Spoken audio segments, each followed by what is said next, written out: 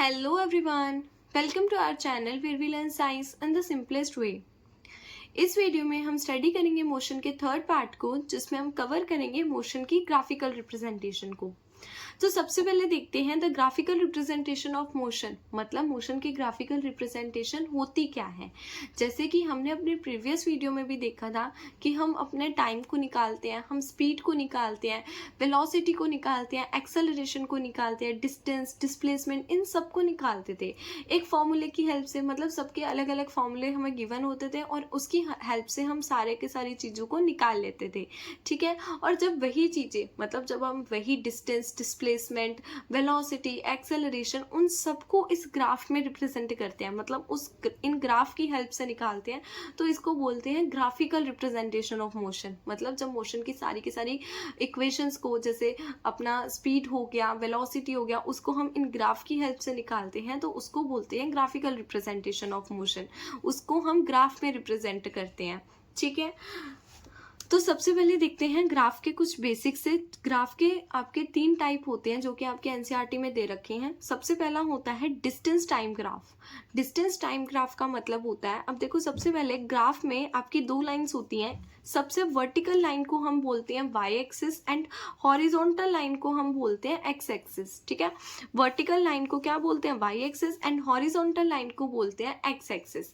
और distance time graph में क्या होता है, आपके वर्टिकल लाइन पे हम रिप्रेजेंट करते हैं डिस्टेंस को एंड हॉरिजॉन्टल लाइन पे हम रिप्रेजेंट करते हैं टाइम को। और जब एक्स एक्सिस पे टाइम दे रखा हो, वाई एक्सिस पे हमें डिस्टेंस दे रखा हो, तो ये हमारा कौन सा ग्राफ बनता है, ये हमारा बनता है डिस्टेंस टाइम ग्राफ, ठीक है। ये बनता है डिस्टेंस टाइम ग्राफ। और इसी ग्राफ की हेल्प से आप क्या निकालते हो, स्पीड निकालते हो। कैसे, वो देखो। जैसे इस ग्राफ में क्या होती है, एक स्लोप। स्लोप का आप सिंपली मतलब जानते हो। स्लोप का मतलब क्या होता है, स्लोप का मतलब होता है कि ऊंचाई, इंक्लाइनेशन, यही जानते हो आप स्लोप का मतलब। जैसे ये हो गया, ये कितना ऊंचा है, ठीक है, ये भी क्या होती है, स्लोप होती है, इंक्लाइनेशन। अब जैसे ये है तो एक ये भी होते हैं, ये भी क्या है, स्लोप है, मतलब ऊंचाई कितनी है, ठीक है। अब देखो यहाँ पे स्लोप ज़्यादा है, यहाँ पे इसकी थोड़ी सी स्लोप कम है, मतलब यहाँ पे इसकी ऊंचाई थोड़ी ज़्यादा है, यहाँ पे इसकी ऊंचाई कम है। बस यही चीज़ को हमने ग्राफ में भी देखना है, क्योंकि एग्जाम में भी आपसे यही क्वेश्चन आते हैं कि इसका स्लोप कितना है, इसका किसका स्लोप ज़्यादा है, किसका स्लोप कम है, ऐसे, ठीक है। तो स्लोप का मतलब होता है जब हम इसको डिवाइड कर देंगे इससे, जब हम y एक्सिस को x एक्सिस से क्या कर देंगे, डिवाइड कर देंगे, तो वो हमारा क्या निकलता है, वो निकलता है स्लोप, ठीक है। अब देखो जब आप y एक्सिस को x एक्सिस से डिवाइड करोगे, जब आप डिस्टेंस को टाइम से डिवाइड करोगे, तो क्या निकलेगा, डिस्टेंस को टाइम से डिवाइड करते हो तो इसका एक फॉर्मूला था जो कि क्या था, स्पीड, ठीक है। स्पीड क्या होता है, डिस्टेंस अपॉन में टाइम ही तो होता है। Speed equals to what, distance upon में टाइम, ठीक है। स्पीड क्या होता है, डिस्टेंस अपॉन में टाइम होता है। तो यहाँ पे अगर हम इसकी स्लोप निकालेंगे, मतलब यहाँ पे अगर हम डिस्टेंस को टाइम से डिवाइड करेंगे, तो यहाँ पे हमारा क्या निकलेगा, यहाँ पे हमारा स्पीड निकलेगा। तो डिस्टेंस एंड टाइम ग्राफ की हेल्प से हम क्या निकालते हैं, स्पीड निकालते हैं। उसके बाद सेकेंड वाला ग्राफ देखो, जो कि है displacement time graph. Displacement time graph का मतलब है आपका वाई एक्सिस पे रिप्रेजेंट कर रहे हैं डिस्प्लेसमेंट, ठीक है, एंड एक्स एक्सिस पे आपका रिप्रेजेंट कर रहे हैं क्या, टाइम, ठीक है। और इसकी स्लोप क्या आएगी, इसकी स्लोप होगी डिस्प्लेसमेंट अपॉन में time, and displacement upon time क्या होता है, वेलोसिटी। तो डिस्प्लेसमेंट टाइम ग्राफ से हम क्या निकाल सकते हैं, वेलोसिटी निकाल सकते हैं, ठीक है, वेलोसिटी निकाल सकते हैं। उसके बाद देखो नेक्स्ट है आपका ये है वेलोसिटी टाइम ग्राफ। कौन सा है ये, velocity time graph. Velocity time graph में क्या होता है, वेलोसिटी हम रिप्रेजेंट करते हैं वाई एक्सिस पे, ठीक है। वेलोसिटी को हम रिप्रेजेंट करते हैं वाई एक्सिस पे, एंड एक्स एक्सिस पे हम रिप्रेजेंट करते हैं टाइम को। और इसकी स्लोप क्या होगी, तो आप जब वेलोसिटी को टाइम से डिवाइड करोगे, तो जब हम वेलोसिटी को टाइम से डिवाइड करते हैं तो क्या निकलता है, एक्सेलरेशन निकलता है।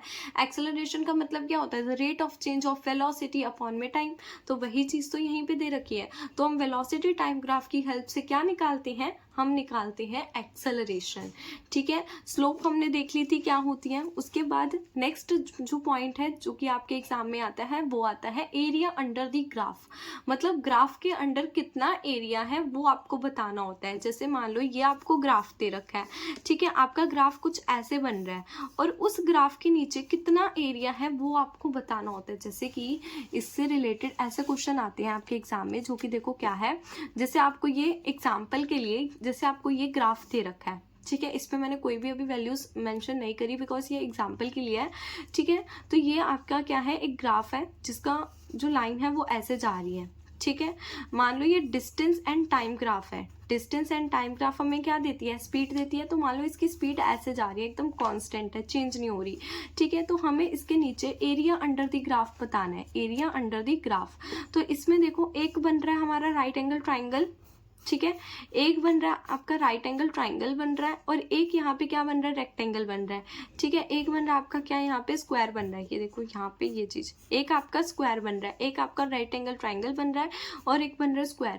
तो आपको क्या करना है, राइट एंगल ट्राइंगल का फॉर्मूला लगाना है एंड स्क्वायर के फॉर्मूले को लगाना है, और आपको दोनों को क्या कर देना है, प्लस कर देना है। तो यहीं से आपका निकल जाता है एरिया अंडर द ग्राफ। ठीक है, तो अब देखते हैं डिस्टेंस एंड टाइम ग्राफ होता कैसे है। ठीक है, डिस्टेंस एंड टाइम ग्राफ में जब जो हमारी लाइन है अगर वो सीधी जा रही है, ठीक है, डिस्टेंस और टाइम ग्राफ हमें पहली बात क्या देती है, डिस्टेंस एंड टाइम ग्राफ हमें देता है स्पीड। इसका मतलब ये हमारी क्या दे रखी है, ये हमारी दे रखी है स्पीड।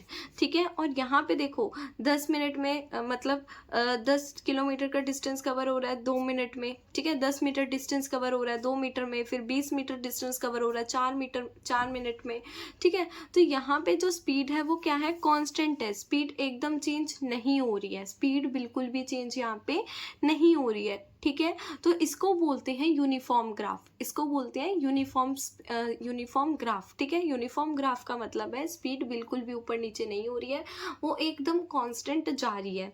ठीक है, जैसे कि इस पे ना अब एग्जाम में आपको क्वेश्चंस आते हैं, जैसे कि आपको एक ग्राफ दिया होगा। ठीक है, अब ये डिस्टेंस एंड टाइम ग्राफ का है, डिस्टेंस एंड टाइम ग्राफ है, और डिस्टेंस एंड टाइम ग्राफ हमें क्या देते हैं, डिस्टेंस एंड टाइम ग्राफ हमें देते हैं स्पीड। तो यहाँ पे हमें 2 लाइनें दे रखी है, एक ये लाइन दे रखी है एंड एक ये लाइन दे रखी है। ठीक है, तो यहाँ पे बताना है कि किसकी स्पीड ज़्यादा है। जैसे कि हमने अभी देखा कि स्लोप किसकी ज़्यादा है, ये स्लोप ज़्यादा है या ये वाली स्लोप ज़्यादा है, कौन सी लाइन ज़्यादा ऊंची है, ये वाली लाइन ज़्यादा ऊंची है या ये वाली लाइन ज़्यादा ऊंची है। तो ए वाली लाइन ज़्यादा ऊंची है, ए वाली लाइन की स्लोप ज़्यादा है, तो स्पीड किसकी ज़्यादा होगी, ए की ज़्यादा होगी एंड बी की स्पीड कम होएगी। ठीक है, और ये जो लाइन है वो सीधी जा रही है, बिल्कुल भी टेढ़ी मेढ़ी नहीं जा रही, बिल्कुल भी चेंज नहीं हो रही। ठीक है, तो ये क्या है यहाँ पे, इसका मतलब कि स्पीड जो है एकदम कांस्टेंट है, यूनिफॉर्म है, और इस ग्राफ को हम क्या बोलते हैं, यूनिफॉर्म ग्राफ। अच्छा, अगर स्पीड में कोई भी चेंज नहीं आ रहा है, स्पीड कांस्टेंट है, उसमें कोई भी चेंज नहीं आ रहा है, तो एक्सेलरेशन हमारी क्या रहेगी, 0 रहेगी। बिकॉज एक्सेलरेशन कब आती है, एक्सेलरेशन तो तब आती है ना जब ग्राफ में हमारे थोड़े बहुत चेंजेस होंगे, मतलब जब स्पीड में हमारे थोड़े बहुत चेंजेस होंगे, मतलब स्पीड कभी ज़्यादा हो रही है, स्पीड कभी कम हो रही है, तब एक्सेलरेशन कुछ ना कुछ आती है। अगर स्पीड ही कांस्टेंट है तो एक्सेलरेशन इस ग्राफ में की कैसी आएगी, 0 आएगी। तो यूनिफॉर्म ग्राफ की जो एक्सेलरेशन होएगी वो कैसी होएगी, 0 होएगी। अब देखो नॉन यूनिफॉर्म ग्राफ चूंकि कैसा होता है, देखो अब इसकी ये जो नॉन यूनिफॉर्म ग्राफ है ये भी डिस्टेंस एंड टाइम ग्राफ ही है। ठीक है, और ये भी इसका मतलब भी क्या है, स्पीड है। अब यहाँ पे देखो ये जो लाइन है एकदम कर्व जा रही है, टेढ़ी जा रही है। ठीक है, तो यहाँ पे इसका मतलब क्या है, ये है नॉन यूनिफॉर्म ग्राफ, मतलब यहाँ पे स्पीड क्या हो रही है, चेंज हो रही है, ये एक नॉन यूनिफॉर्म ग्राफ है। अब नॉन यूनिफॉर्म ग्राफ है तो यहाँ पे इसका मतलब एक्सेलरेशन भी कुछ ना कुछ होएगी। ठीक है, नॉन जीरो एक्सेलरेशन होएगी, और यहाँ पे स्पीड कांस्टेंट है ही नहीं, बिकॉज स्पीड क्या हो रही है, हर टाइम पे चेंज हो रही है। ठीक है, अब इसके बाद देखते हैं वेलोसिटी टाइम ग्राफ। सबसे पहली बात, वेलोसिटी टाइम ग्राफ हमें क्या देती है, वेलोसिटी टाइम ग्राफ हमें देती है एक्सेलरेशन। अब देखो अगर वेलोसिटी टाइम ग्राफ का, अगर आपको ग्राफ कुछ ऐसा आता है, जैसे ये वेलोसिटी इधर दे रखी है एंड टाइम दे रखा है आपको वाई एक्सिस पे। ठीक है, अब यहाँ पे देखो वेलोसिटी स्टार्ट कहाँ से हो रही है, यहाँ से स्टार्ट हो रही है। इसका मतलब क्या है, यहाँ पे वेलोसिटी जो है, मतलब टाइम बढ़ता जा रहा है, वेलोसिटी कांस्टेंट है। यहाँ पे इस लाइन का इधर जाने का मतलब क्या है कि वेलोसिटी हमारी कांस्टेंट है, वेलोसिटी जो है वो कांस्टेंट है, एक ही वेलोसिटी है, लेकिन टाइम बढ़ता जा रहा है, ठीक है, क्या हो रहा है, टाइम बढ़ता जा रहा है। तो ये यूनिफॉर्म वेलोसिटी का ग्राफ है।